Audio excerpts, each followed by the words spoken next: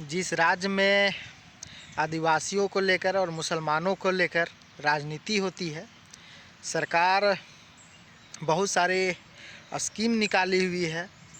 Vote अर्जित करने के लिए वोट बैंक बनाया हुआ है जिस राज्य में, और उस राज्य में उसके बाद भी आदिवासी कम्युनिटी, मुसलमान कम्युनिटी के लोग गरीब हैं।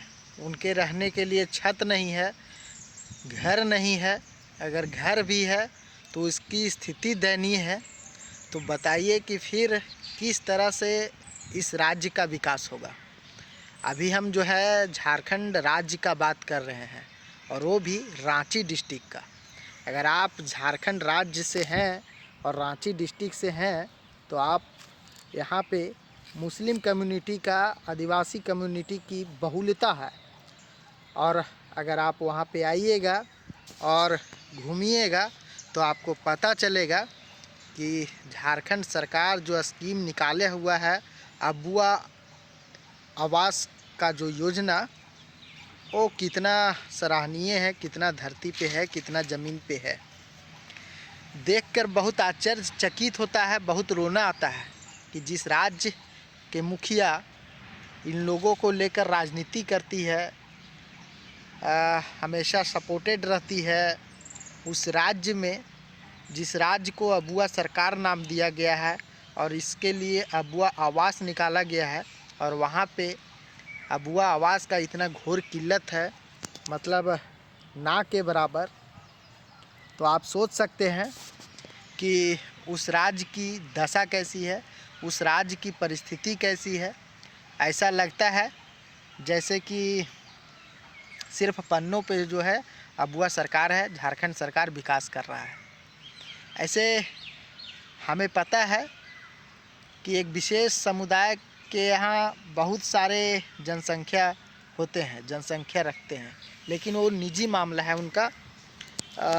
गरीबी है, ठीक है, लेकिन सरकार द्वारा जो अबुआ आवास दिया जाता है, सरकार द्वारा जो भी स्कीम चलाई जाती है, कम से कम वो तो मिलना ही चाहिए। लेकिन वो भी जो है यहाँ से नागवार गुजरती है। और मैंने घूमा बहुत सारा जगह, तो मुझे पता चला, मुझे लगा कि बहुत सारे ऐसे हैं, 10 में से 2 घर ऐसे हैं जिनके छत हैं, और नहीं तो सारे जो हैं वो करकट के सहारा पे रह रहे हैं। आंधी बारिश, अगर बर्फ़ ओला गिरती है तो फिर उनको बहुत टेंशन है। ख़ास करके आदिवासियों की जो स्थिति है वो देखकर मतलब डर लगता है।